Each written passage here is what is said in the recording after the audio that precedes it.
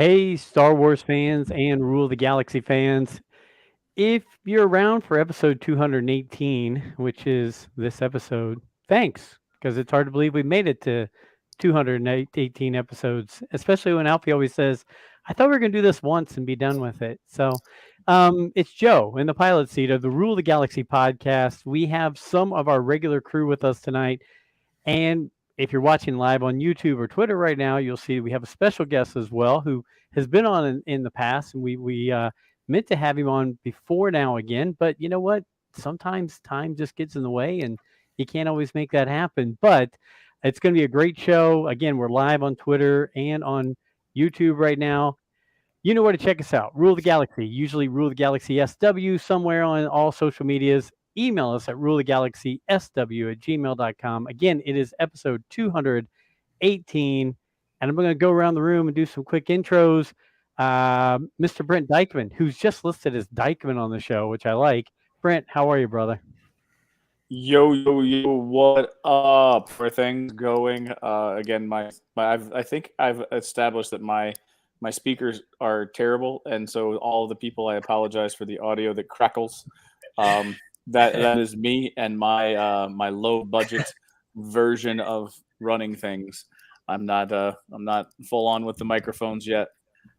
So, other than that, I'm doing good. Brent, you bring so much goodness to the show that we can handle the low budget part of you. I mean, if you want to go low budget, that's fine because you bring high quality content to the show. Sure. Plus, when your face is really red from being in the sun and your white beard's going on, you look like Santa Claus. I looked like Santa Claus a couple times ago. There was no doubt about it. I was bright red. I'm not quite Santa Clausy right now, but that's all right. But you're in the middle of summer school, is that right? Are you doing summer school? I mean, I'm doing nothing, dude. I'm living the teacher life right now. So yeah, I don't even know what day it is because my life is run by calendars for 9 months out of the year, 10 months out of the year. Well, great. Do you sit back and relax? We're just getting fun tonight. We'll hit on a ton of topics, and I'm sure with your relaxed summertime vibe, it'll be great. I'm going to switch it over to D-Doc, the man with the plan, the guy who keeps this whole thing together with all of his media savvy, stuff that he does. D-Doc, how are you, brother? I'm doing good. Just had a nice little trip to Williamsburg, Virginia, little Busch Gardens action, rode a bunch of roller coasters there. Me and my wife just sit there and she'll take the kids to the teacups while I go on a roller coaster, and then I'll do the same thing. She'll go on the same one I just went on, and we just go around. And yeah, my son went on the Loch Ness Monster and then didn't want to go on any other roller coasters the rest of the time there. So what's the Loch Ness Monster? It is a historic roller coaster, Brent. It's only like protected by the Historical Roller Coaster Society. It has 2 loops that go within each other. Man, come on. So it's here's opened the up deal, in like 1975 or something like that. Sounds great, Classic. But in the group chat, you know that this body was not made for amusement parks. The number of rides that I've been told to get off because you're too fat is too many.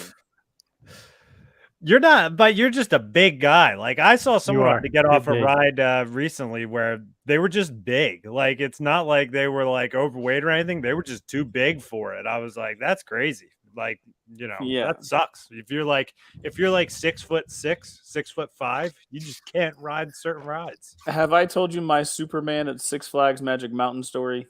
I don't know if you've heard it. So I'm gonna shoot it. Sorry to take your time in your intro. So the Six Flags Magic Mountain, me and a friend of mine who were both big guys sit down in the same row.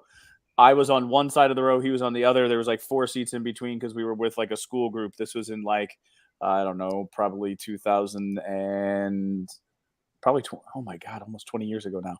Anyways, so Six Flags Magic Mountain, Superman goes straight up in the air and comes straight back down. And it's on like a magnetic rails and it shoots about 60 miles up and you're on the top of the mountain. So you're like 200 feet, 300 feet up in the air when you're up at the top. We sit down, the lap bar doesn't close. So I look around, we look at each other because the 2 big guys are like, obviously. I stand up, the lap bar closes. Okay. So they fire the ride out. They had me go sit and wait. So they bring me out. They're like, all right, we'll get you on the next one. They get me out. They bring it down. The cart was empty. They brought me out. I sat down in the same spot as my buddy where he was at, where it locked. Well, I sit down. The lap bar closes. I was like, okay, cool. They're gonna open it up and they're gonna let other people onto the ride. No, they shut all of the other lap bars and fired it off with me by myself because I was so fat. It was. But you got a private ride, man. Yeah. Who can say that? Who can say that? Only you. That's right. Yeah. Yep. I was the only one on the Six Flags Superman at Magic Mountain. Well, I love now that we've jumped into Rule the Theme Park podcast, we're going to jump over to our special guest. We know him as Boba Fett from New Hope Special Edition, but looking at his IMDb like we have in the past, this guy has been a part of a little bit of everything over the past 30 years in Hollywood. So we are going to welcome back Mr. Mark Anthony Austin. How are you, sir? I'm good. I'm glad to be back. We're glad to have you here. And I tell you what, Alfie said it today. He's the one on Twitter who hit you up and was like, I just follow your feed because it's just a great feed on Twitter. I'm going to start the show by concurring with Alfie. Some of the best behind the scenes stuff, some of the best just artwork, everything. You post a little bit of everything on there. Is that something you just keep in your own private file? Do you have this stuff that you're just pulling randomly from everywhere? Because if you're not following Mark on Twitter, you should, because he always is putting great content on there. So I'll let you fire off. What is it there? Where do you get all this great stuff? It's like you're sharing my browsing through the internet, basically. Okay. I'm sharing it with you. The stuff that I'm finding, I'm sharing with you. So everything I find that day. And so it's kind of like I consider myself an image bounty hunter. So that's what I do. I hunt down behind the scenes pictures. After a while, your threads learn, what you are interested in. So every day it's on the right course. It's just exploring images that I maybe haven't seen. A lot of the stuff I've seen. I try and post something that even if I've seen it, I might have posted it so long ago that if I kind of was, this one, then I'm sharing that with everyone else. But you get to the point where I'm searching for new images, and again, it's harder every day, obviously. And it's been a lot of days I've posted, so it's a search. I do consider it a bounty hunting. Well, it is entertaining, and the other part that I find entertaining is seeing you going to the conventions and the gatherings that you go to. What are some of the things you've gone to recently? Some of the people you've met? I've seen you trading some signed things with people and all that kind of stuff. What's been some of your great adventures recently on that? I'll share my findings. So normally I go to these things. I'm so busy. I get to the end of the day, and it's exhausting I want to be 10 for everyone. Everyone that comes to my table, I want to give them what Jeremy gave them. You've got to give them a 10, not 9. Not I'm tired. You've got to give them 10. And after a day, it's physically draining. So I never really went around and bothered the other guests. We chat in our breaks, but I was very much like Dickie Beer. We do our hours. We get there on time. Mm-hmm. We leave on time. We do our hours.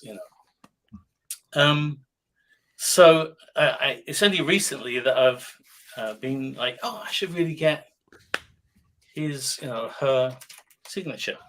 So recent ones. Let's go to the recent ones.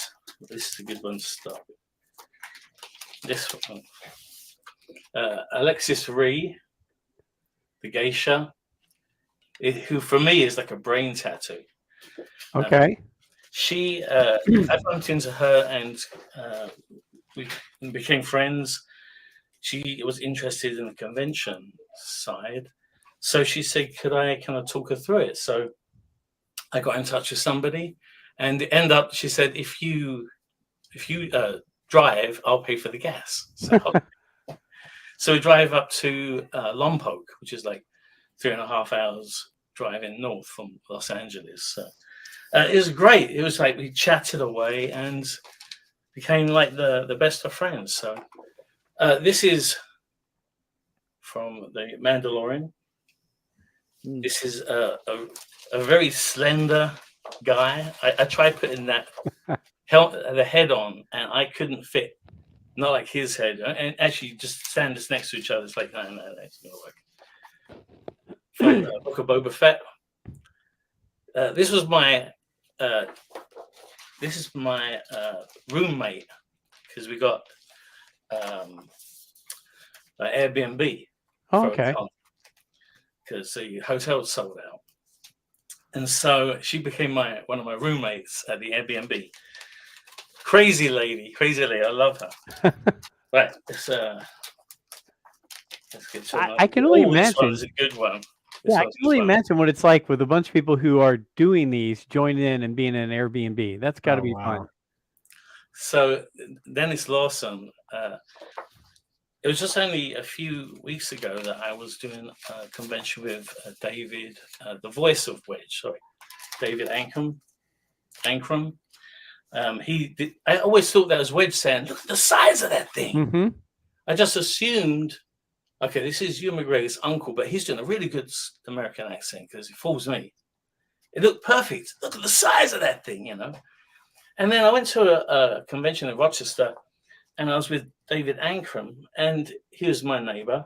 And I was like, he said, the voice of Wedge. I said, well, I don't understand. He goes, I'm the guy that said, look at the size of all those lines. And he just said them like it was like a recording came out of his mouth. It was like, oh my God, you know,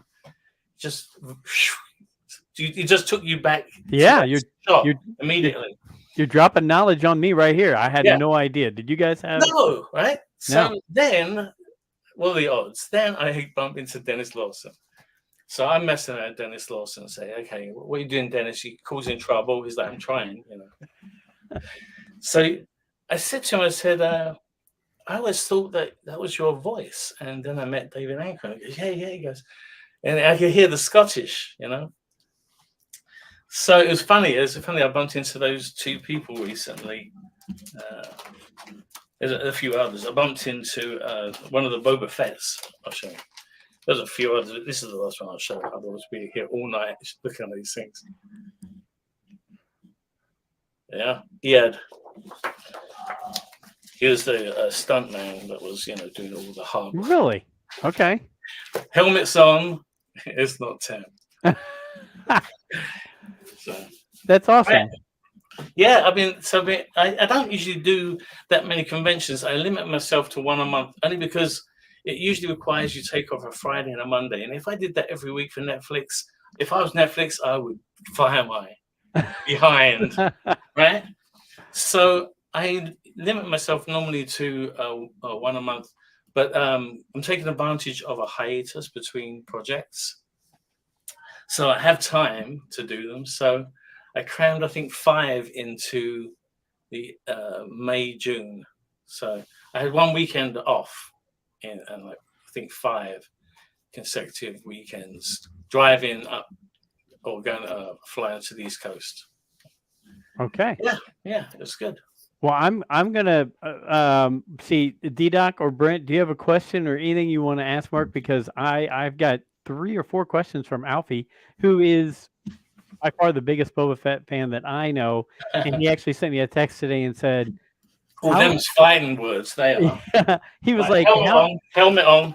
He was like, "How do I?" He's like, "How do we get to meet this guy face to face?" He goes, "I just want to sit and talk to him all day about not only the new edition, but new edition. No, we're not talking about old bands from the 90s. Special edition or Casper. You know, he was all enthralled with that. So, and I said, well, we'll meet him someday. We'll figure out a way to get together with him. But if you guys have a question, I'll start with Alfie's first question. You guys have anything ready to roll?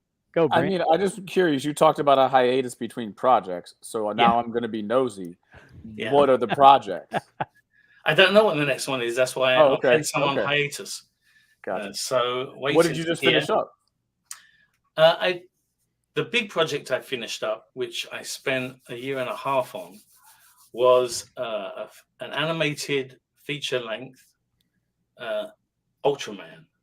And it's a bit stylized, a bit Sweet. Spider-Verse stylized a bit, but really, you could pause that movie anywhere, and it'd be like, oh my god, you don't know where to look. You don't know what pulls your eye more, the background or the foreground. I don't know. I always get what's the movie that was the best, or one you're most proud of, and this one is the one. Really? This one is definitely the one. Well, you know This what? was my Beatles. There's only one Beatles, and everything just came together. The team was like a living organism almost. It was like perfect communication.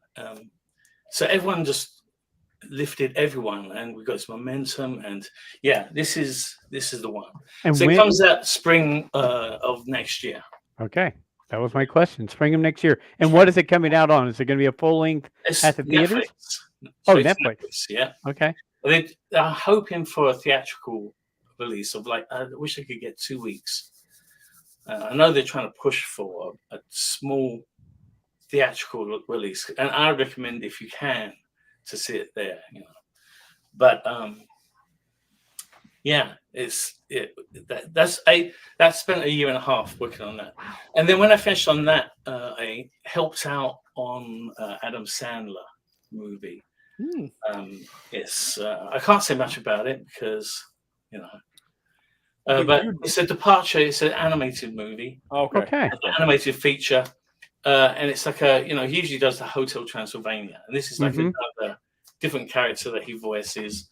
Very funny. I got to work on the without giving anything away, the sequence of the school fair. Okay. So that was really cool because it just involves so many characters. It's a school fair, so there were so many characters to orchestrate for every shot, in depth. So you're looking at it as a cone from the camera.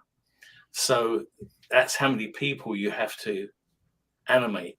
And so, real quick on that, and I'm not trying to dive into it, but you said you worked on basically one sequence, right? Essentially, one sequence. How long were you working on that one sequence? A month. Okay.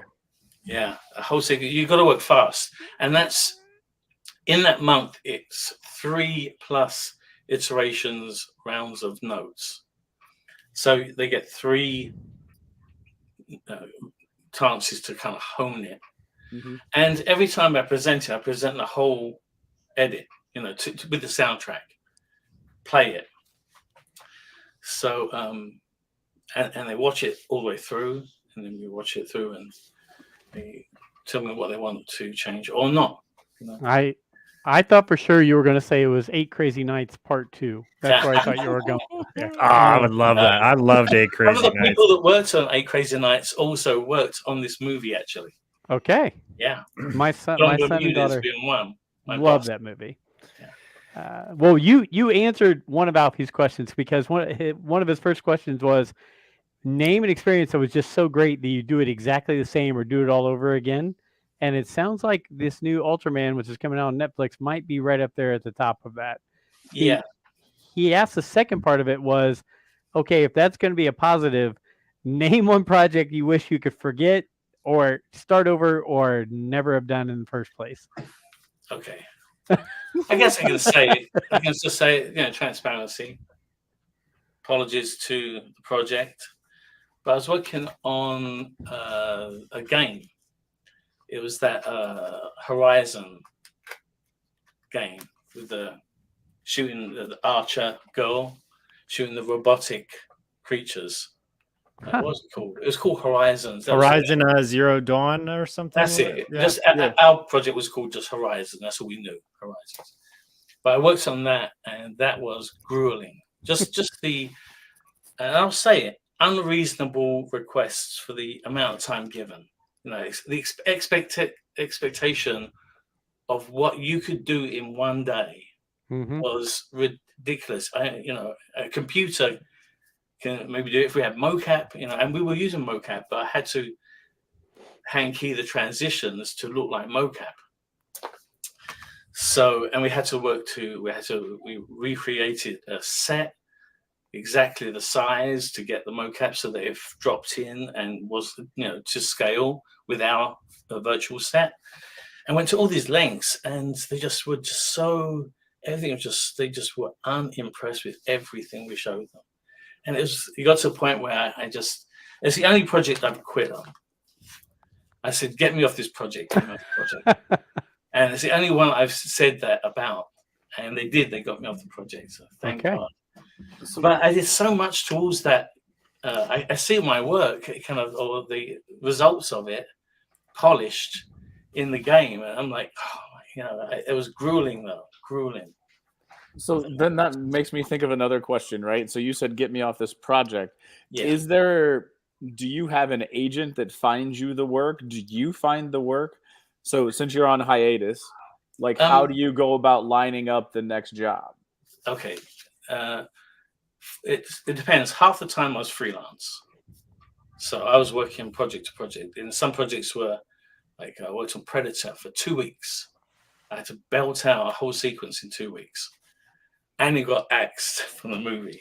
They cut to the end of it. So they might have filmed it. I like the original Predator?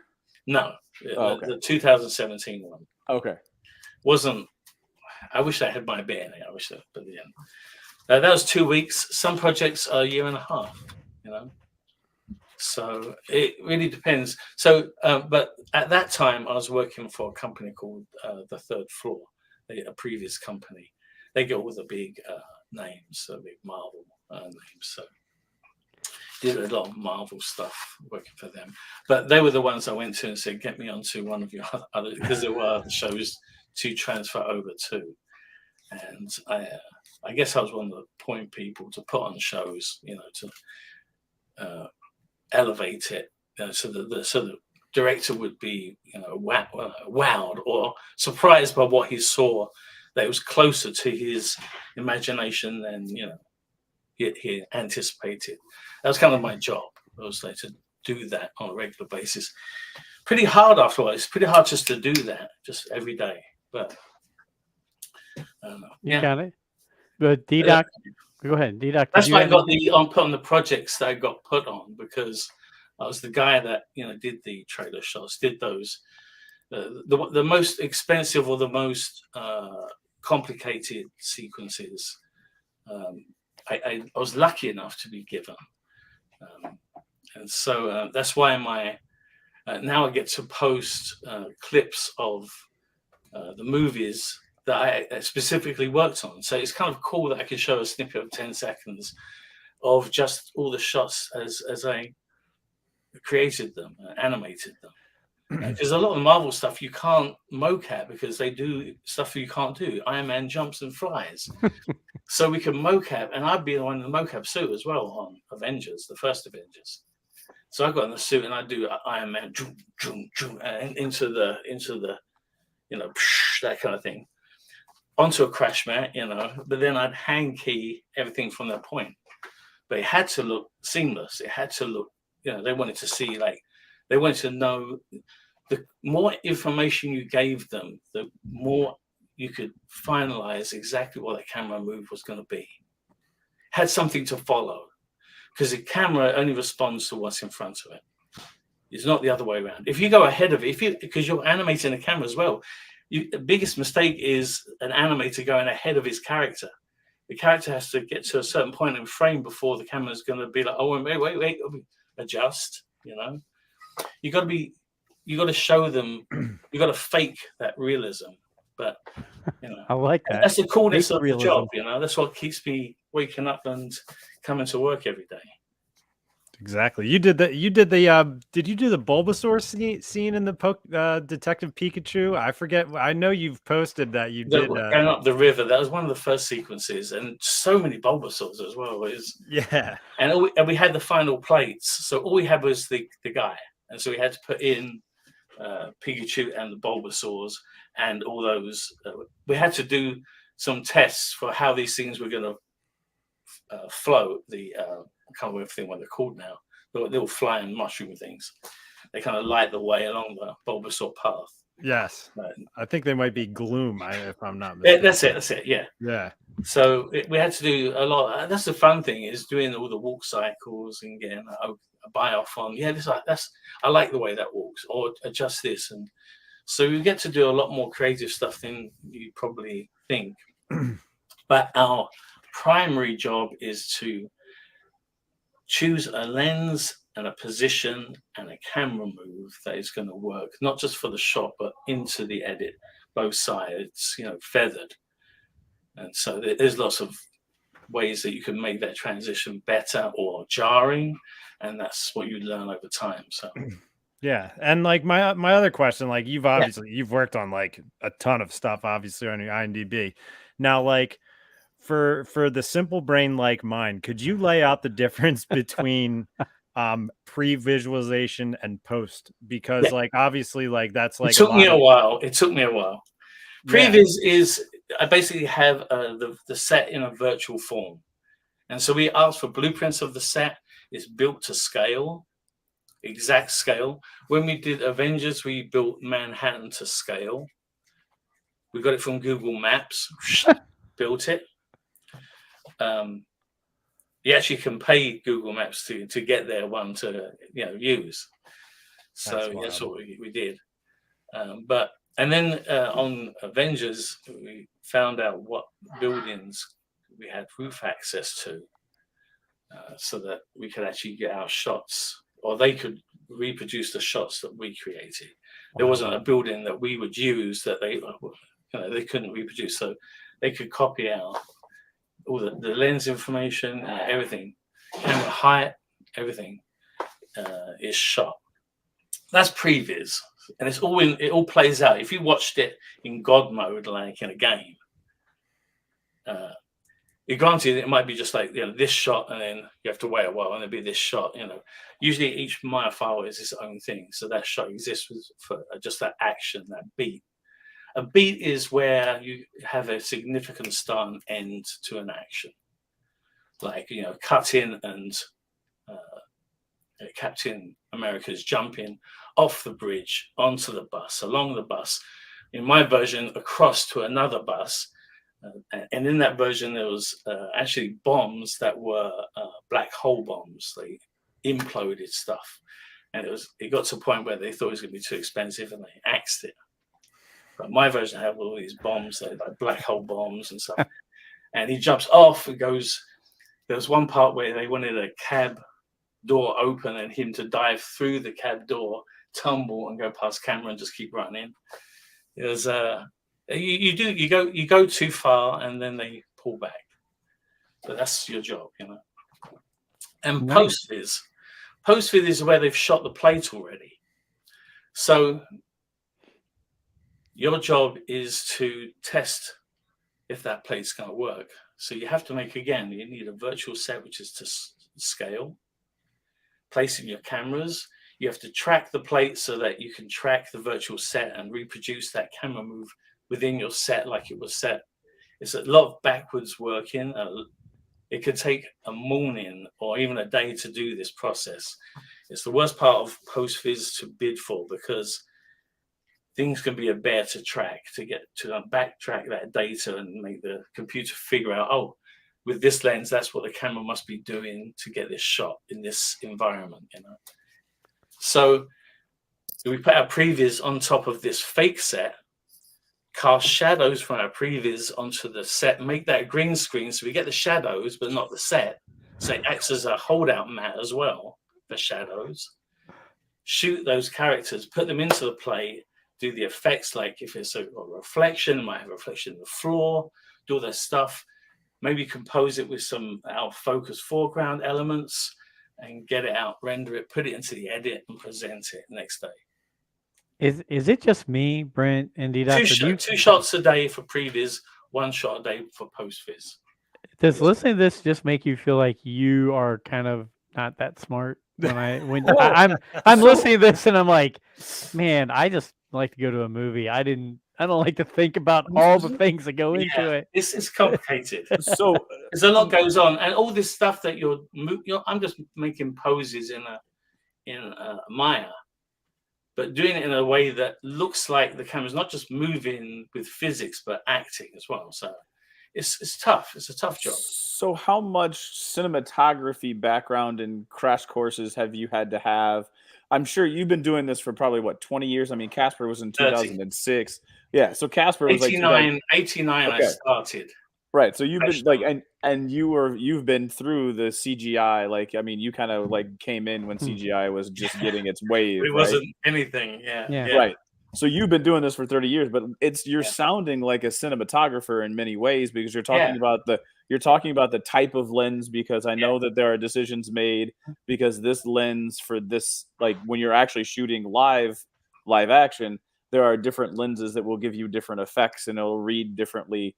So you're talking about how much cinematography work and learning did you have to, or is it just on the job crash course?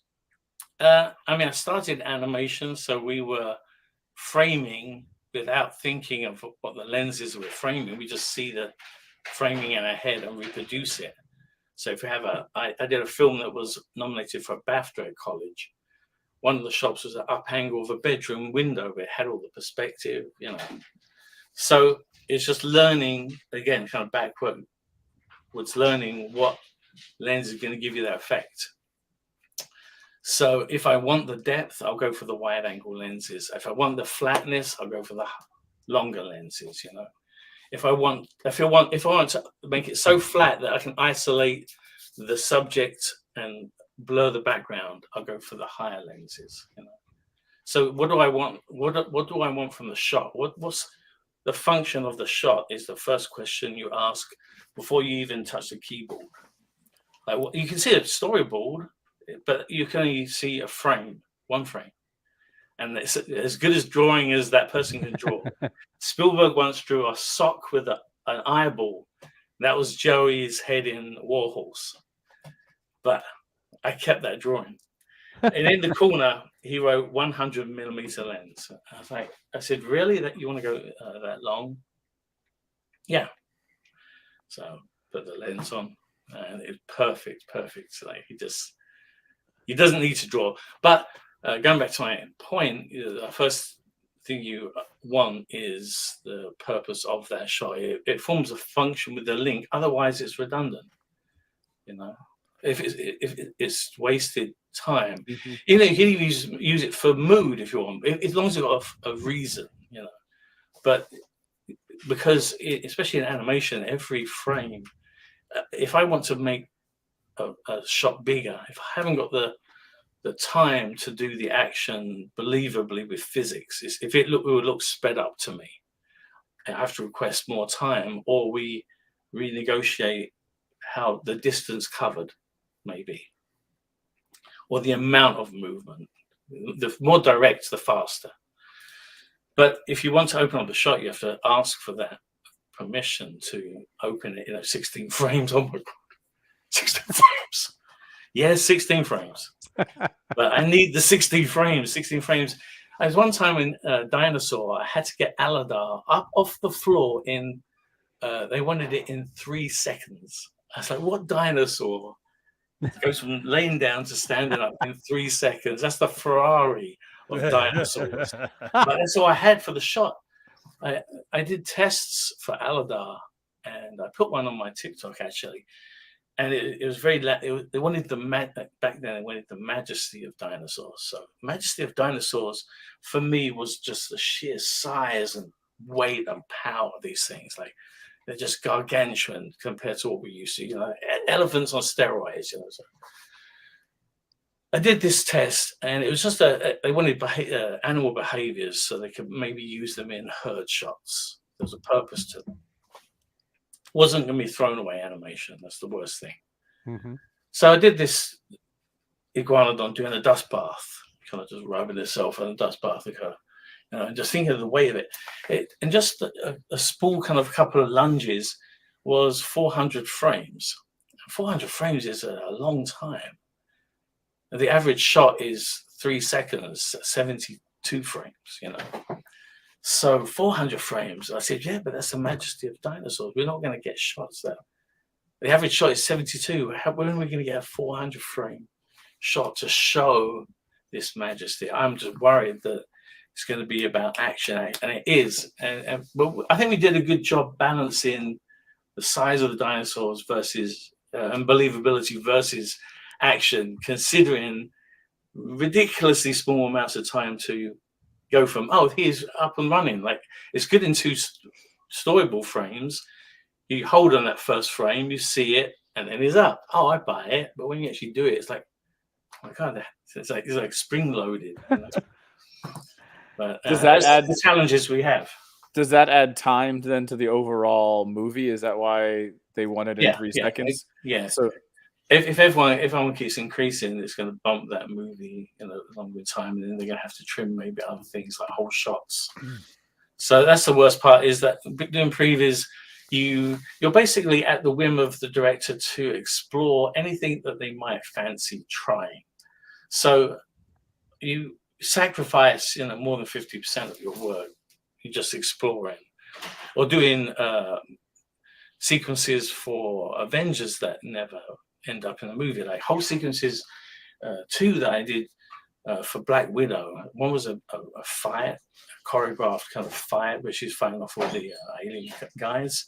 One was a return to Stark Tower and going up in the skiff, the alien skiff that she commandeered, going back into Stark Tower, how she gets in. And it involved grenades and stuff, and rotating the skiff and diving through the open window of Stark Tower, and then you see what gets trimmed, and you're like, oh, man, it hurts sometimes. You don't see it till you see the final movie, because we sometimes work on a movie years before we see it. It's years before we see it. Sometimes you forget you worked on it, and you see the trailer, and you're like, oh my God, one and only Ivan. I remember doing that shot with the painting, with the mud, and crazy. It's a crazy job. So earlier you mentioned, Yeah, you took a picture that Steven Spielberg drew out real quick and everything. So you've worked on movies that had Steven Spielberg, Sam Raimi, Joss Whedon, Peter Berg, Guy Ritchie. How much interaction did you have with any or all of those people? Did you have much, or was it? It depended, because a lot of the time you have to deal with the gateways in between. The people who position themselves to protect is their job. Protect Mr. Spielberg, whatever, the director. But so whenever it's direct, it gets done quicker. So, I try to explain it, but it's hard sometimes to get one-on-one with the actual person. So, but Steven Spielberg was at the same table, and we were showing the stuff on the laptop and getting the notes direct, so we could, and we actually, there's this special pen they used that was recording, and they had to say, is it okay to use this recording, Mr. Spielberg, before we do it, just so they got word for word, so they could back check any of the notes. Wanted to be more specific, but it wasn't to hold them accountable for something. But you get to, like, Joss Whedon would stop by my desk on Avengers just to see which Scarlett Johansson background I had that day, because every day was a different one. And so he'd come by and, okay, let me see the latest one. Okay, right, and off he goes. But I think we'd all agree. We would all watch anything that had Scarlett Johansson. I know. I'm like my wife. She likes Johnny Depp. She likes Robert Downey Jr. And so I got Scarlett Johansson. It's fair. It's a fair trade-off. I agree. Yeah. I agree. So I was reading through some of your notes on IMDb and different things like that. I know this is a Star Wars kind of related show here, focus show, but Star Trek Beyond, I have not checked that out. You had some involvement with that? Yeah. My first job on it was the Enterprise coming out of warp. Can you hear Wookiee? I can hear. Yes. Can you guys hear? Yeah, Wookiee. Wookie. That's a great name. He is a Wookiee as well. Yeah. It's okay. It happens to me all the time. Wookiee, come here. Yeah, I have pets. Come too. here. Wookiee, come here. Come here. Yeah. Come and show yourself. Come here. How big of a dog is Wookie? He's 101 pound. He's he looks like a very tall, big black lab. But Okay. we looked up. They said he was black lab mastiff, but I looked up black lab mastiff on Google, and it didn't look too much like Wookiee. So I looked up black lab Irish wolfhound, and it was like, oh my god, that's my dog, you know. Okay. But I think Irish wolfhound because the long legs, like you could play basketball. I mean, you're talking about two of the largest dog breeds known to man. The Irish Wolfhound or Mastiff. You're not talking about mixing a lab with any Shih Tzu here. We're talking about big boys. Don't get me started. When my wife came back with the puppy, I was like, "This isn't a puppy," and I said, "Big paws like my fists." I said, "This isn't a puppy." He said, "It's 3 months old." I said, 3 months old. Look at the size of him. It's like, so it's gonna be a polar bear. And yeah, he's got big feet. But he does his job. You know, we got him to be a guard dog, and he's really good at that. So I would don't think upset a anyone. Wookiee. Yeah, True. I would say people are gonna be nervous to see and hear that dog right there. I have 3 dogs. They average 15 pounds apiece, and he would probably use them as a chew toy. So, But hey. then it's 3 bags when we go walking. Though. Oh, yeah, good No. 10, 15 pounds there, isn't it? Oh, hefty bags. Hey, what was I talking about before Wookiee was? I don't even remember. We were talking about Scarlett Johansson versus Robert Downey Jr. I know that. Hey, Alfie mentioned the Falcon painting or the Falcon artwork you're working on. Is that? Oh yeah. Is that around? Is that around? Do you have that around there, or is it accessible? Yeah. But Joe, while he's looking for that, do you remember that probe droid was about half done? Yes, I It was was going to about say half done about a year ago. Look at that thing; it's almost done. that thing's gorgeous. He's got what Fett Not finished. probe droid. Not finished. Oh, look at that! Yeah, Alfie right now. You can almost hear that is big. That is huge. Big. That's why it's taking so long. I can almost hear him screaming. Let's go do that corner. This top corner up here. I've got to just do a final details on 3PO, like sharpen up his reflections. Do a once finish pass on him, and then I might do a kind of, because if you look at some of the prints, has this blue wash. So I was thinking of doing like blue with some gesso. Just try it on a corner at first, and then if it looks good, maybe doing a kind of just a slight blue on the whole thing just to tie it together. So is this paint? And then black borders for the widescreen at top and bottom. Is it charcoal? Like what medium are you using? It's acrylic paint. Okay, so it's paint. Yeah. Okay. Yeah, it's on canvas. It's absolutely gorgeous. All canvases. Okay, my eye has been drawn to that Bespin scene as well the entire time he's been talking. And then I know.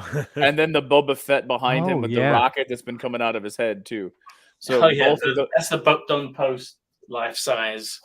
I got that back in like 1998, around there. Is that Bespin one? Is that Bespin apartment one of that you've done as well? Sorry, the one with the Bespin apartment, Cloud City apartment over your. This one, yes, yeah. Okay, that's. Yeah, I like that one. These are both mine.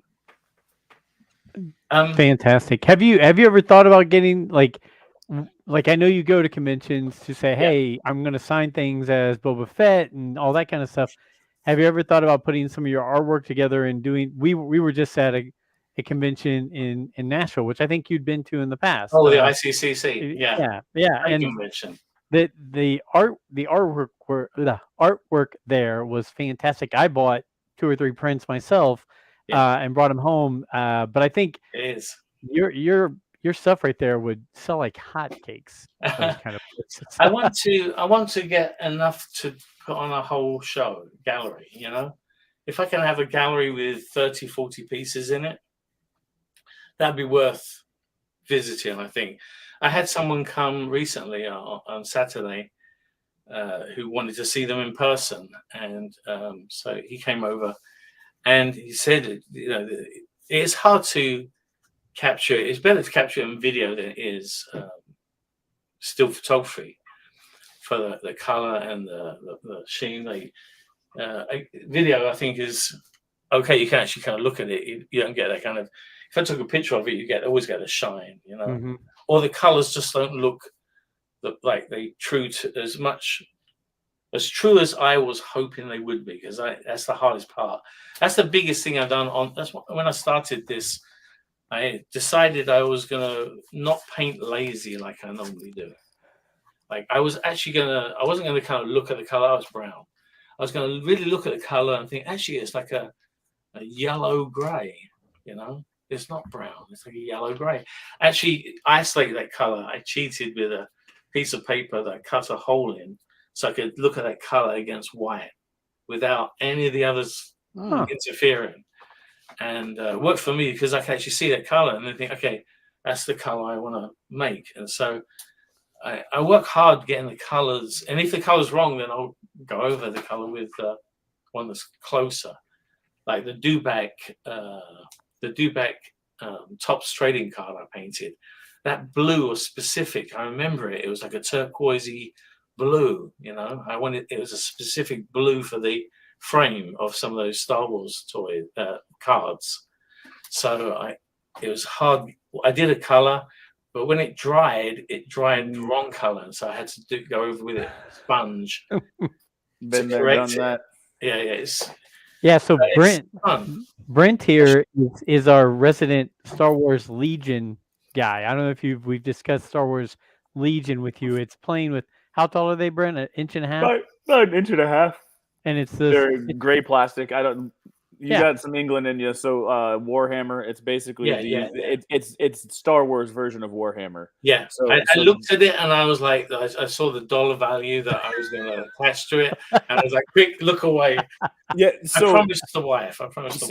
So the Star Wars stuff is actually half price compared to some of the other games that are out there. So that's one thing that I got going for me, but it's definitely an investment.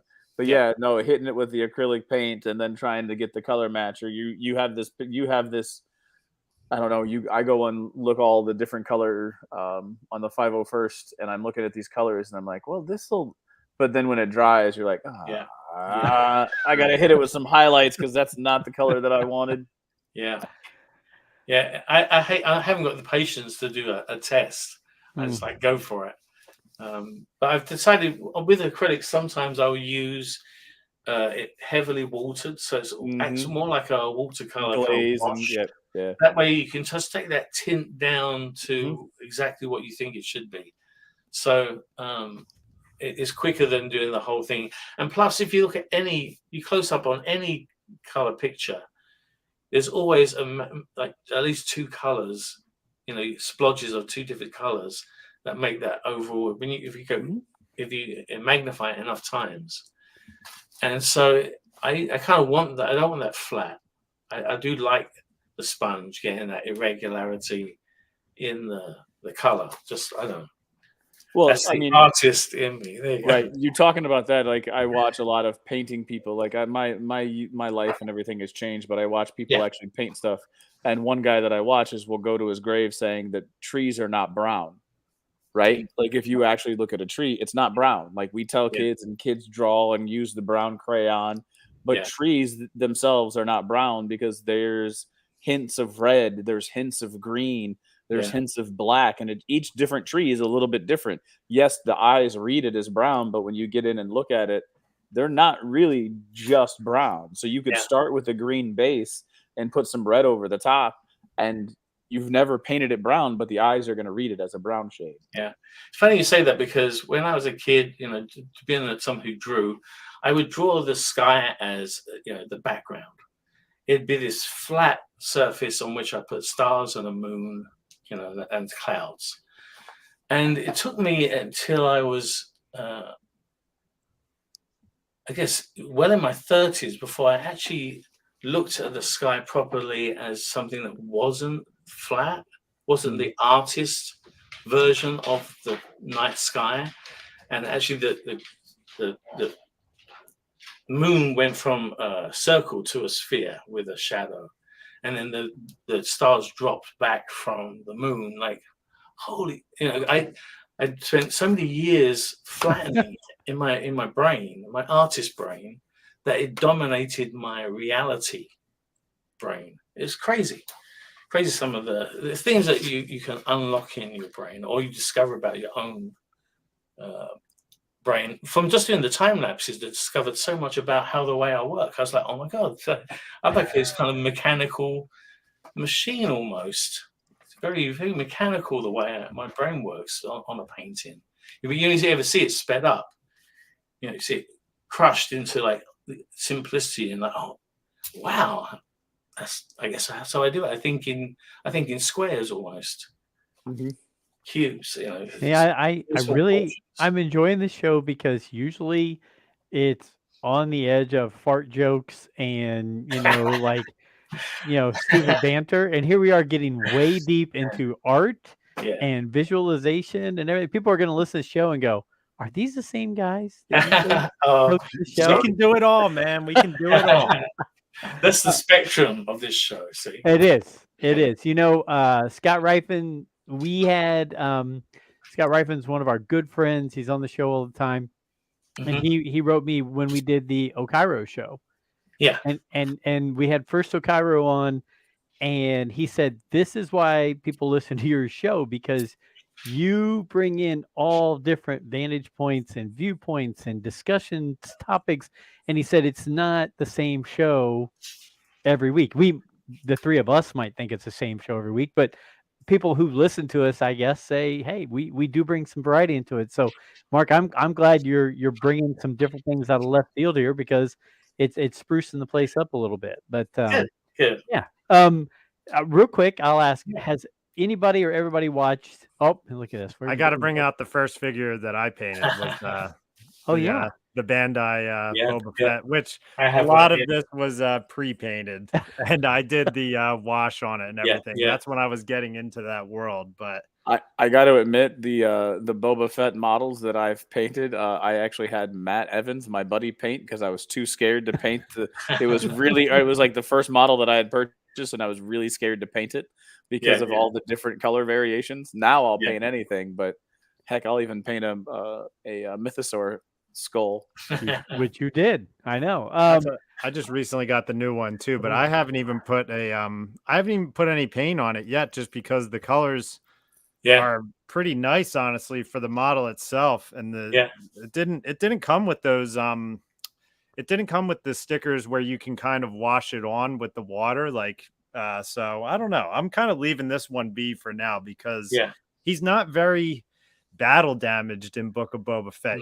His armor's kind of clean, so I don't really know what to do with it as far as painting goes. I thought he got it cleaned up too quickly, personally. I really was a big fan of the silvered up, beaten up, Sarlacc washed helmet. Was like the sexiest it looked for a long time. Seriously. And I know it's like every scar adds to the coolness of the helmet, and that's what is one of the things for me that pulled me into it. You could see that it had been worn; it had history. What about the black undersuit, though? What do you think of? Well, how do you take the flight suit, I guess, is what it was? I don't mind, only because I've worn the suit, so that looks way more comfortable. Way more comfortable. You could probably sit down in that one. The hardest part is sitting in the suit, which you didn't ever have to do on camera. But between takes, you just have to stand. You can't really sit. You can perch at best, but you got to worry about that codpiece snapping. So it goes like. You, if I'm not mistaken, speaking of the Boba Fett family and the Boba Fett, all the men who've been the Boba Fett, the Fett, Daniel Logan, you two had some interaction. Did you guys work on something together? Was it because I know he does the box stuff like that. Oh yeah, the bounty boxes. Yeah, did you do some work with him on that on some things? We just was just messing around with this idea of it was just us two when we get in his backyard after a couple of Stella Artois. You know, it's we're not the most serious people, but we were talking about doing maybe something that was like a little kind of flash animated feel thing that I could do in Maya. So I said I could probably just do something, and so we just kind of we took a random question from a friend of ours, and we answered, and I animated part of it. But then Daniel was all kind of gung ho on, maybe we should do something with this and actually have a podcast or something. But maybe one day. You know what? I think that sounds great. Get any and Because all we people know all these who've been in people. the suit, and get you together with different points of view, get Yeah. different guests in there. You guys Yeah. could have some fun. It'll be a little bit different because we know these guys from spending times with them at these conventions.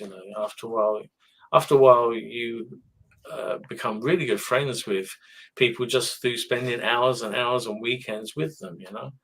But these are people that for half of these people are people that were my childhood heroes. And then it's really cool when they're emailing you and asking, send you Happy Father's Day or something like that. It's cool. Yeah. It was something that I didn't ever foresee happening when I just wanted to be Boba Fett like I did when I was 13 years old. It was 13 years old that decided that's what I wanted to be. Didn't know it was going to take 15 years, but it happened. But I never ever saw beyond that. I never saw doing these. I never foresaw doing conventions. I just wanted to be Boba Fett, period. That's all I wanted. Well, one question popped in my head because I was lucky enough at the ICCC. D-Doc was right there. They turned to me and said, Ian McDiarmid's coming in. Would you like to be on and ask some questions with him and be on the interview with him? And I'm thinking to myself, I kind of froze. D-Doc pushed me and said, yes, he wants to do it. But I froze because I'm thinking I'm going to be 2 or 3 feet away from Ian McDiarmid asking questions. I know. It was one of the coolest things I've ever done as a Star Wars fan. With all the things you've done, all the interactions you've had, I mean, let's face it, you've met Steven Spielberg and George Lucas and, I'm sure so many other people. Has there been somebody that you've either worked with or interacted with, or maybe at a convention where you bumped into them and got to meet them, that you kind of had to pinch yourself and say, I can't believe that I'm sitting here doing this right now? I think that goes for all of the directors that I've admired. On the first interaction or the fifth, it doesn't matter. The respect. I was lucky enough to meet Irving Kershner, before he passed, and that was just an amazing experience. I just wanted to, because that was if I had to pick, one movie to watch over and over again on the desert island, it would be The Empire Strikes Back. It just would. I could watch that on loop. I actually watched it on the way to the convention to Rochester. It was actually one of the selections. Okay, that's first one. But always, so respectful of these guys, because these are my heroes. I'm there to learn from them, And each one, you have to understand not just the intent that they're going for. It's not a storyboard. Storyboards I can read. It's the intent that is how you thread those storyboards. The meter, the tempo of the piece, and you have to have those rise and falls. If you're going to get if it's the one thing for a whole sequence, you have to have those drama. You have to have the lulls and the crescendos and lulls to keep everyone entertained, and hopefully build to one big one at the end and a drop. And that's the sequence. And that makes the sequence work. And a sequence, just the same as a shot, has a purpose. A change of feel in the length of the story. But each director will have a preference of lenses. That's one of the biggest things. So some directors love a 27mm lens. Okay, then I'll definitely use that first. And if it doesn't work, then go to somewhere else. On Ultraman, one of the sequences, I wanted to play homage to a famous Japanese director who always used 50mm lenses. So I did this whole entire sequence with 50s whenever I could. There's a couple of shots I had to go wider, but just to kind of as a homage to him. But it's great kind of trying to get inside the head of a director, and they can make it easy or hard, you know. The ones that are easier, the more I can do, because the closer to bullseye I can get that first iteration, and I've got 2 just to polish it. But if I'm trying to read a director, or if there's somebody that's in between me and the director, which has happened a lot, I can't read the director if I can't see him or hear him. It's like the telephone game. I'm getting your version of what he said. And while you're writing, you're not necessarily listening. So I would rather be there. And I don't want to write anything. I want to listen, understand exactly what I do by the time he finishes, not write a series of notes. You know, if it's specifics, yes. 100mm lens on the sock puppet. Yes, Mr. Spielberg. Do that first. I'll start there. And I'll give him that version. Even if I feel it doesn't work, I could get something better. I'll give him his version. I'll give him my version. And you can choose A or B. They usually go with their initial one, but they appreciate choice. Not a lot of time. Ultraman, they give them a lot of choice. Once you've animated a scene in the computer, you can film it from any angle, and as long as you've not cheated the 3D space, because some people do, and then you put a camera on it, it's like, oh, it doesn't actually. It moves this way instead. It doesn't work. If you've done your job, which you should, you can film it from any angle, and you get the coverage of that same one. And in the editing suite, they can cut between all 3 if they want, you know. So we actually go to a lot of lengths in previs, and the worst part is that it is hidden. You know, it's unspoken about. Nobody knows because nobody. I really thought that I was going to see it on the bonus features of a DVD. I thought, okay, I'm gonna get After Christmas. That was my first one. I'm gonna watch the bonus features. The one with the bonus features. I'm gonna get that and see the previs, and nothing. I don't think I even got a credit on that one. Go ahead, went Brent. to the wrong Trilliu. Sorry? We went to the wrong Trilliu. It's one of my favorite quotes from that movie. You were on that movie? After Christmas, yeah. Oh my gosh. Yeah, the first sequence we had to do was all the gnomes parachuting down doing it was one of my favorite sequences right at the very beginning. Yeah, and all like skiing down and you know, all that stuff. So that was the first sequence. There's a lot of movement. It was a lot of traveling. But it was fun. Oh, yes, Wookiee. That has become a household must watch. Sorry, it's okay. I got you, Wookiees. Arthur's Christmas is our household must watch every year for Christmas. Oh, cool. That's the thing that validates what I do is hearing those stories or hearing people say Casper. Wow, Casper was like, I grew up on Casper. Like, oh man, I feel like that's the validation. It takes a long time coming, but years ahead, 20, 30 years, maybe after you've done it, you get validation for it. So what's the next step for Mark Anthony Austin? Is the next step directing? Is the next step, because it sounds like you have a lot of the thoughts to go through directing, like it's directing a. I'm hinting at Netflix that's what I want to do. Okay. I actually I'm working on a couple of stories to pitch. So as soon as I got them all packaged up, all the details filled in, then I might push for that. But yeah, because you kind of a mini director in some ways. You direct the hard stuff. I mean, I'm like listening to you explain everything of this, like, right? There's definitely a lot of directing and art directing and cinematography that is coming out of what you're just teaching us in the last hour of teaching us about movie making and animation. Yeah. So I was just curious, is that kind of the next step for you? Is to get into the full scale, be that director to share their vision with everybody? That's what I have. The nice thing about Netflix is they give you an artist manager, and so the artist manager is there to kind of listen to you. And that's what I told her is that the next thing I would like to do. I've directed so many different things. I had so much boot camp.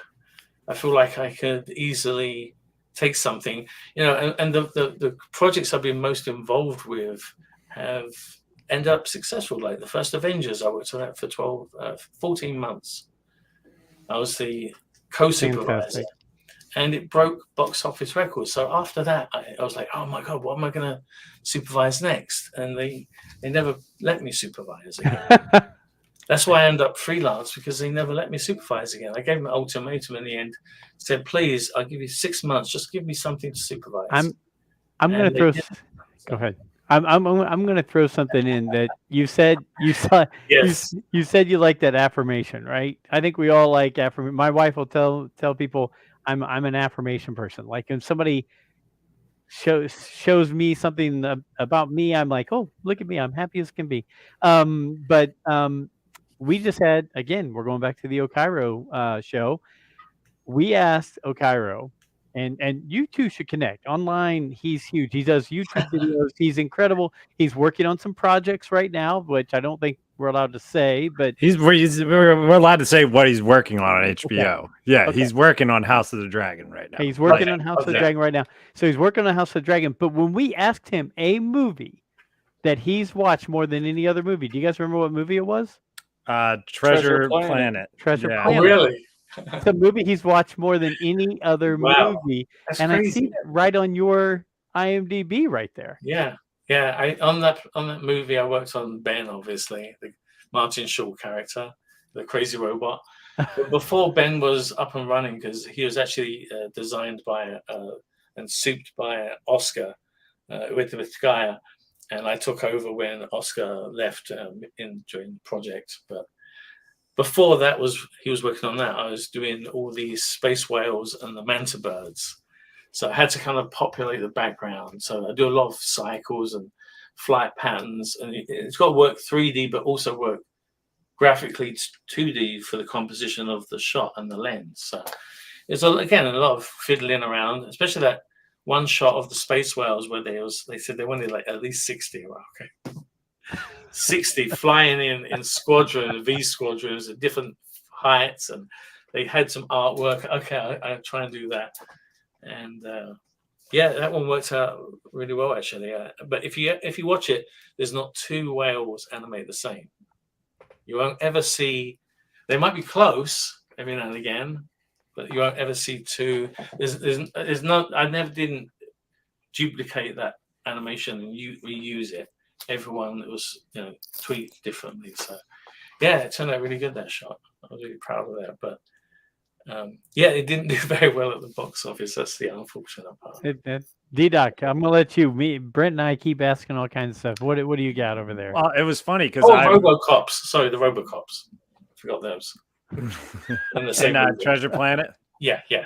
That's what Okairo's made the argument that movies like that should get a remaster and be put out, just because people do love Treasure Planet. Like I've talked to a lot of people who really like it, and some of those movies catch on after the box office, and I don't know if you see it in deep, especially with streaming now, like people will stream it.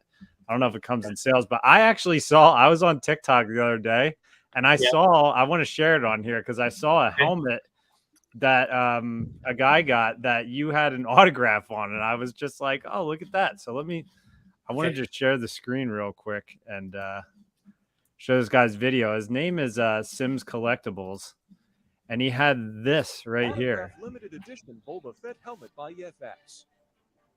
And there's a plate with your name on it. With I think there's only 100 of them. Signed by I remember doing that for Daniel Logan. Oh yeah, there we go. Yeah. Dickie Beer and Don Boggs. Yeah. There you are, right there. I was watching. I was like, oh, look at that. There's Mark. Yeah, that was I can't remember how many there were, like 300 or 500 of those things. 100 worldwide. 100 world. Maybe he's got 100 of them. Yeah. 100.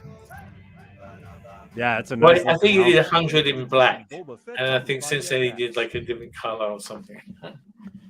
Yeah, that was pretty funny. I saw that pop up, and I was just like, "Oh, look at that!" Yeah. Hey, Authentic.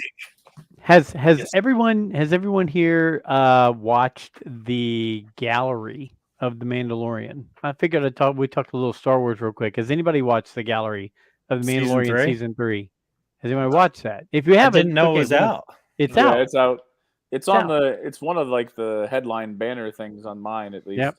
I've So- been on Disney Plus for a while. Well, if you guys have all Well, seen it, you guys can talk about it. No, I don't. mind. It's okay. I mean, I watched it. Go ahead. It's on my banner, but I haven't watched it. Well, we don't have to. I'm I just don't passing. care. I'm just throwing out ideas.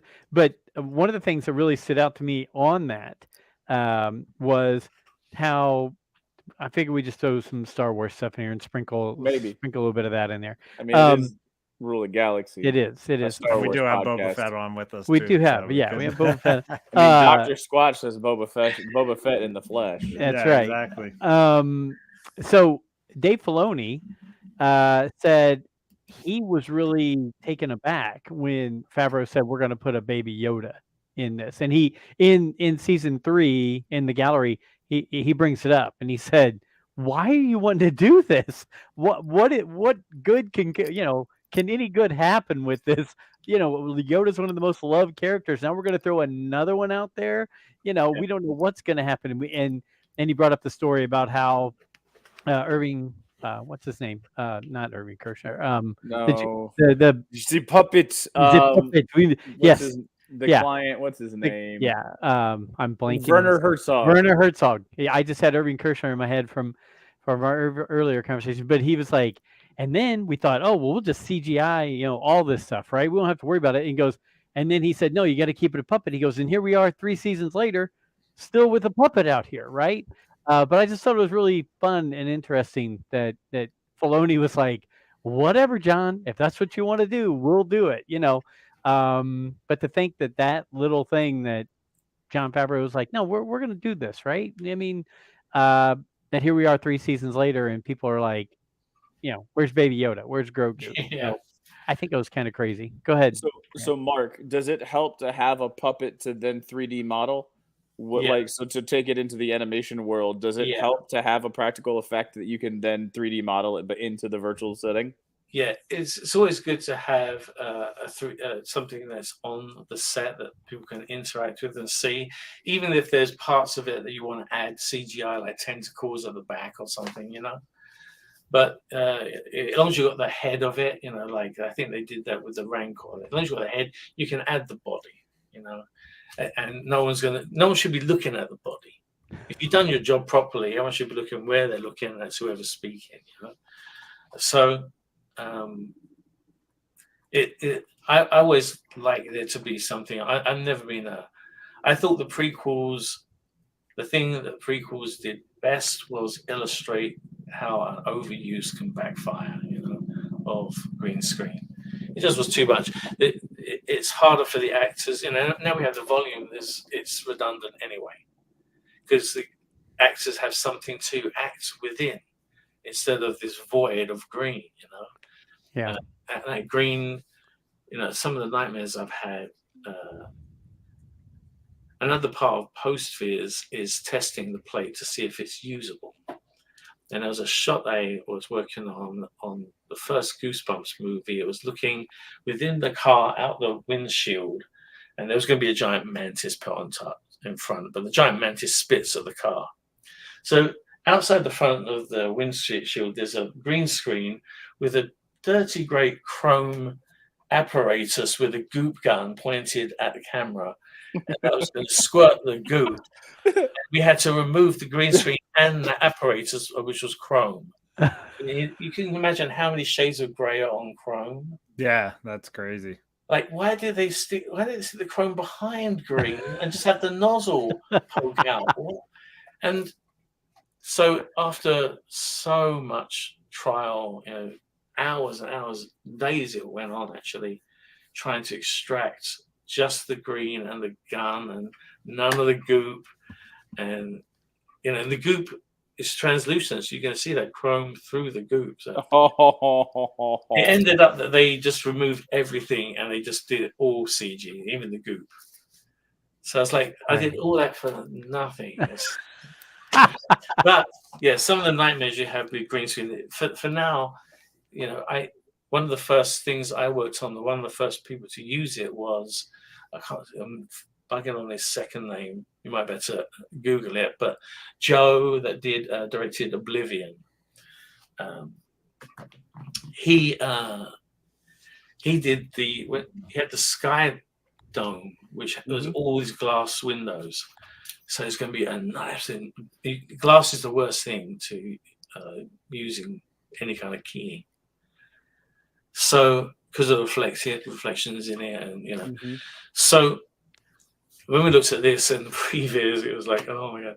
So he tried out this 360 projection, and that's what became evolved into the volume. But that movie is great because then all the actors, Tom Cruise included, felt like they were in the clouds.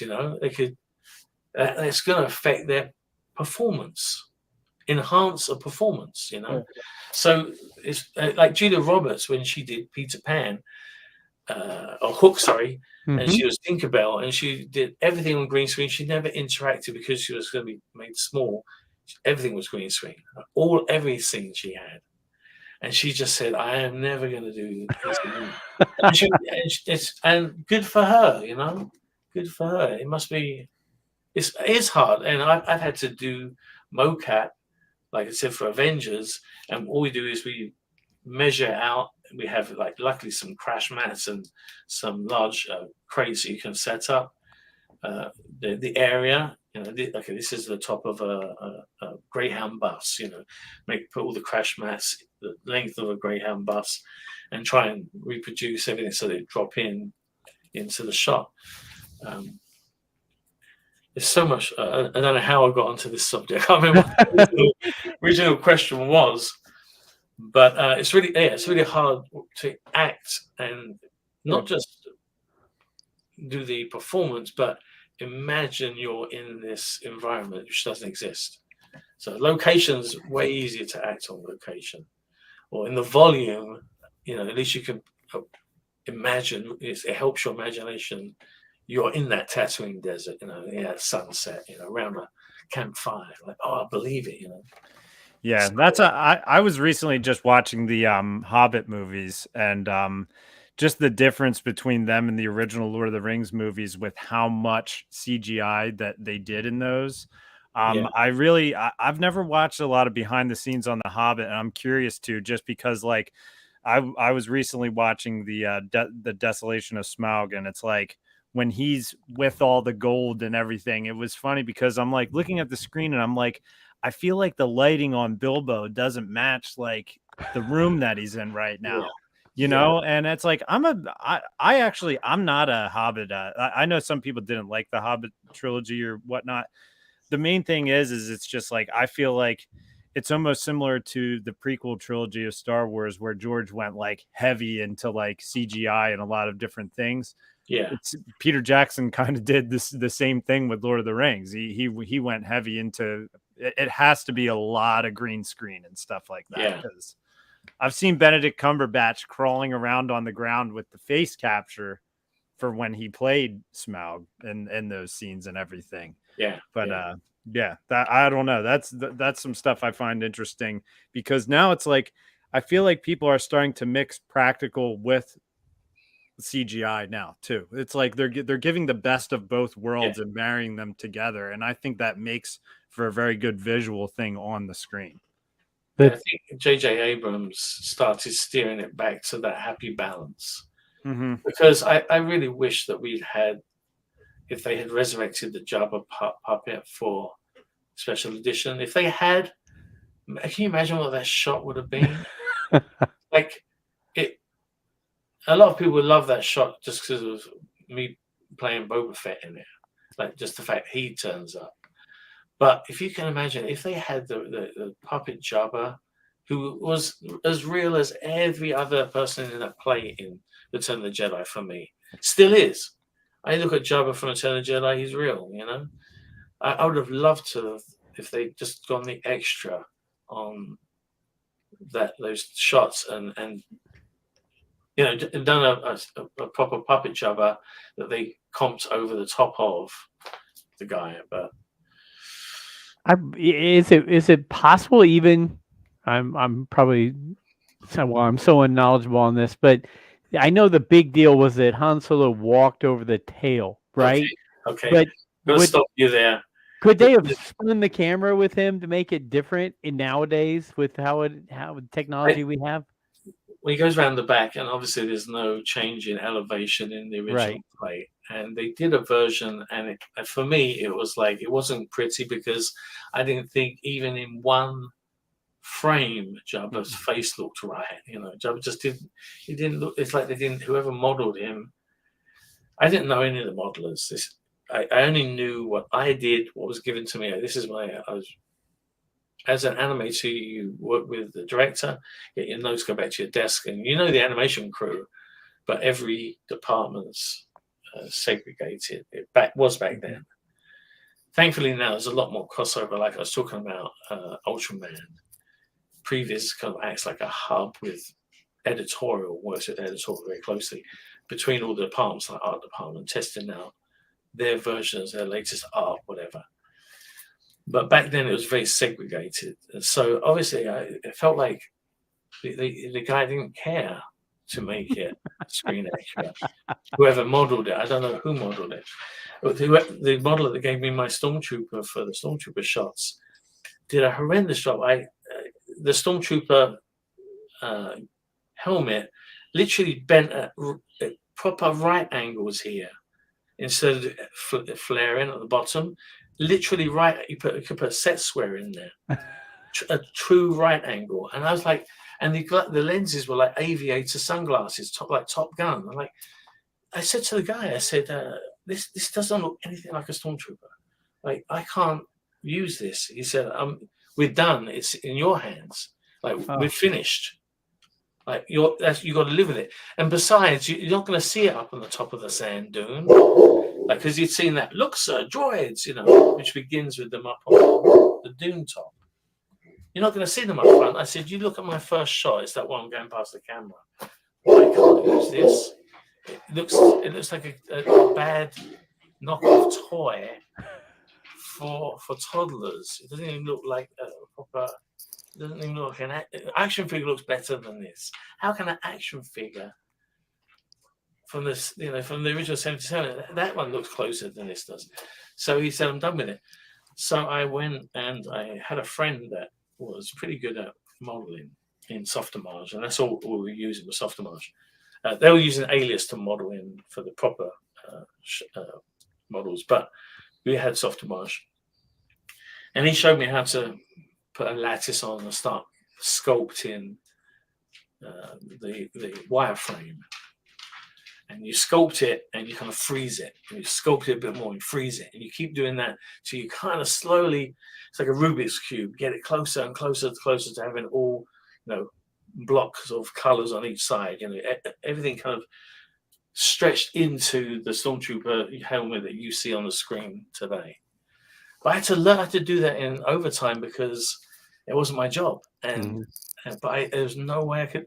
I didn't have any backpacks for the Sand Troopers or pauldrons or anything for them to hold. I sculpted all that stuff on my own and overtime because I couldn't not. I had to have it. I called it. It was, like I said, this is early days of CG. I called it the days of virtual duct tape and super glue because that's what it felt like. That's what it felt like. We just were working with what we had. And like the brachiosaur, they took the brachiosaur and they took the skin off the brachiosaur, put new skin on it. It's a Ronto. Like, but the skeleton isn't in the right space for the rest of the anatomy. Like the neck vertebrae went in a different arc to the neck of the Ronto, which had that kind of weird question mark kind of head. That's not what brachiosaur has. It hasn't got that big question mark. So everything in the chest was like really kind of moving funkily because all the pivot points are at the back of the neck. So there's a lot of movement in front, very little at the back.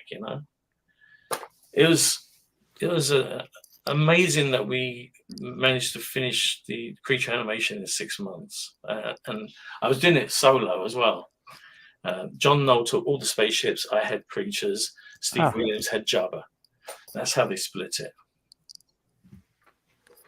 And everyone assumes they don't even know that the land speeder going in. I had to animate that with all the characters in it. I had to animate all the land speeders that moving around Mos Eisley and all the droids that are moving around Mos Eisley. Kind of orchestrate what was happening so that you didn't want to draw attention. There was one shot that ballooned up, but that was not my fault, which is that rearing up shot, which is a whole nother discussion. But most of the time, you don't want to draw attention. You just want to populate and make it look like a natural, functioning, livable alien planet town. Do most people that see you at conventions know you more as Boba Fett or as a guy who was involved with all that Just work Boba you Fett. discussed? Just Boba Fett. Okay. I have on my desk a little plaque which has pictures of all shots I've designed from different movies, all the movies. And some people peruse that, but they don't know. If they follow me, then they do. There's some people that are a lot more.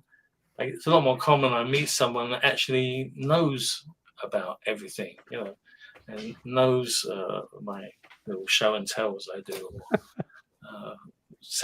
When I give specifics about this moment I worked on, this section. Gotcha.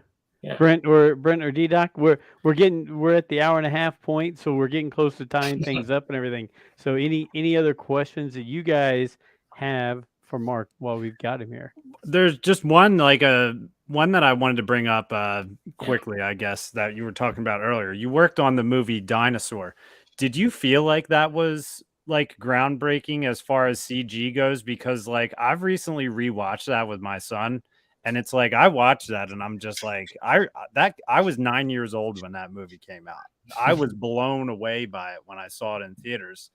Like I still think that the CG in that movie holds up to almost today's standards pretty much, like for the technology leap that we've had. I mean, did you guys know that you were like freaking like changing the game when you were doing that technically? Like, yeah, because we had no blueprint or model to follow. We had to, and there's a lot of pre-production, like a lot of meetings about pipeline, how we're going to set it up, how we're going to departmentalize it, what someone hands off to the next person, everything, even the workflow. We had countless hours discussing, and I was there with Janet Healy to kind of be the voice of what we had at ILM. So how it works at ILM, what worked at ILM, what didn't work at ILM for their workflow. But then the traditional Disney side were like, well, you make this 2D movies this way, it should follow the same pattern. So a lot of teething issues.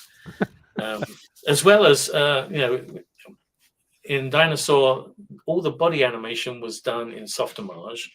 Then you exported the animation into Maya, where a face gets put onto just the head, and you had to do the facial in that program, and then send that animation out to be rendered where they put the skin on, and hope you're not animating it where you're stretching the skin too far, and legs interpenetrate the skin of the legs interpenetrating the tail, or lots of. It was fun. It was 3.5 years though. Wow. It's the longest I've ever worked on a movie. We worked on a version of the movie that we just finished just to keep everyone up to speed while they rewrote the movie. So we finished movie 1, everyone got to see movie 2. Okay. But I was like, no, the crew needs a break. We've been working on this for years. we want to go to Cabo San Lucas, just book a villa, go there, and just relax, for the first time in years. That's And crazy. they were like, no, we got to finish this movie. So we're going to dailies, getting critiques, changes to shots that we were just going to throw at the point we finished them. So. It scares me that D-Doc was 9 when that movie came out. Brent, how about you? Any kind of final questions or anything for Mark before we tie things up? No, I just want to thank you for my education in movie making and animation. I feel like there's a lot of anyone that stuck around and listened to you talk about three-dimensional modeling and setting up the shot and actually getting into the details of that of the three-dimensional computer animation and looking at it and rendering what previs in such a way that I mean all of that stuff is how the movies are made and that none of us pay any attention to. Hell, I'm sure Cocaine Bear had some animation on it, right? Like it went through somebody to look at it for some sort of animation or cleanup effect. Yeah, for sure. That's crazy. That's crazy. Cocaine Bear. Gosh, that was a wild ride. First, before I do jump in with a few last things for Mark. One, if you're watching us live or if you watch this on YouTube, my new shirt, which I'm really proud of, is from the company called Steel City. As everyone knows, I'm a huge Pittsburgh Steelers fan. They have a shop in Pittsburgh called Steel City. Yes, it sells things related to Steelers, but it sells really cool black and yellow and gray things. And they made this cool stormtrooper, which is just like a skeleton face on a stormtrooper, but it's all in black, white, and yellow, and it's pretty cool. So if you want to check out Steel City, you can do that. Just throwing that out there. Really proud of my shirt that my daughter got me. So, Mark, I will say this. Half the time we were talking tonight, I was looking at my phone, looking up words that you were mentioning because I'm just not caught up enough to where. I'm sorry. No, I was just like, what was that we were discussing right there? It was like a foreign language, but it's great because like Brent said, it was complete education. And I like that. I'm sure most people have you on and say, what was it like standing in the suit? And what was it like talking to this? And while that's great, and we could do that, and I'm sure sometime, maybe when Book of Boba Fett season 2 comes out, if it happens, or the next Mandalorian season, we can do that. But see, I need a picture of that, by the way. That's gorgeous. But I wanted us to have open conversations about just things related to you. And I think your work history and these things are very important, and people need to know that. And I think as people follow you on Twitter, check out your website, see you at conventions, they need to know that a very big part is you being one of the select few men in the history of the world that have played the role of Boba Fett. I think that's one of the most awesome things in the world. But you astound so many of us with the artwork, the behind the scenes stuff, the just things you bring up from past jobs to show things you've worked on. That blows me away every time I get on Twitter, and I really appreciate you doing that. Before we say thanks and good night and everything, where I know you do Cameo, I know you got a website, I know you got Twitter. Where can people follow you, buy things from you, reach out to you, all that kind of stuff? They follow me at Boba Fett or at Boba Fett ANHSE. I do have special edition most of the time. I haven't really got a store yet. Okay. I haven't got a merch store. I take my merch to a convention, but I haven't got a merch store.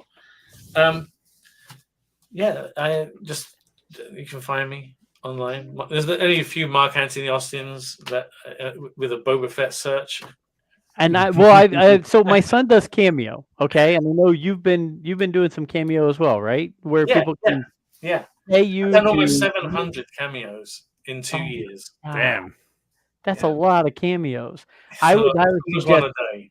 Yeah, I mean, if someone's a big Boba Fett fan, a big fan of art, of cinema, reach out to Mark on Cameo, because that's a great way for individuals to have some fun, entertain people, and make a few bucks. So I definitely will check it out, because for one of my birthdays, somebody did a cameo for me with Billy D. Williams to celebrate my birthday, and I sat there in front of the TV screen just losing my mind. So I'm sure getting something from Boba Fett would be awesome for somebody. So thank you again for being a part of our show. Thank you for coming and sharing time with us. I mean, I wish Alfie was here. He's a little under the weather, but I think him talking to somebody who's played Boba Fett would blow him away. But thanks again. We really appreciate it. We will make sure we keep in touch, and the next thing where you feel like we all need to get and talk about something Star Wars related, we'll do that. So I really appreciate it. Cool. Yeah. So for our followers, our listeners, everybody who pays attention to what we've been doing at Rule of the Galaxy, thanks so much for listening to us for this hour and a half. I hope you learned something because we're not doing the regular show. This was a fun show talking about different topics we don't usually talk about. And you know what? We'll get back to talking some more Star Wars soon. And if you want, yesterday I did a nice show with Mr. Mark Newbold. We kind of recapped Indiana Jones a little bit, and I might be doing that again with Scott Rifen, because it's just fun talking a little Indiana Jones stuff. So, hey, You just started a war. I know. don't start it. So you did. I know. Don't keep talking about it. With Steve, Scott, Scott, Steve, Scott. They're the same guy. until next week, and keeping me out of trouble. May the Force be with you.